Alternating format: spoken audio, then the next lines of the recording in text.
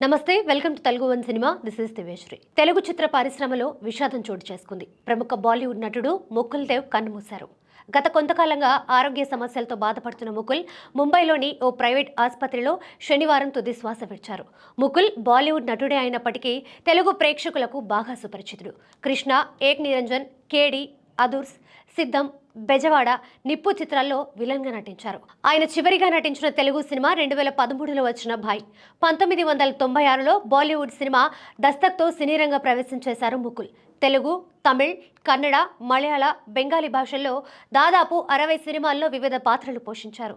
1970 September 17న హరిదేవ్ Kaushal, Anoop Kaushal దంపతులకు ఢిల్లీలో జన్మించారు ముకుల్. ఇతను ప్రముఖ బాలీవుడ్ నటుడు రాహుల్ దేవ్ తమ్ముడు. రాహుల్, ముకుల్ ఈ ఇద్దరు అనేక తెలుగు సినిమాల్లో నటించి ఇక్కడ కూడా అభిమానుల్ని సంపాదించుకున్నారు. గత 5 సంవత్సరాలుగా సినిమాలకు దూరంగా ఉన్నారు ముకుల్.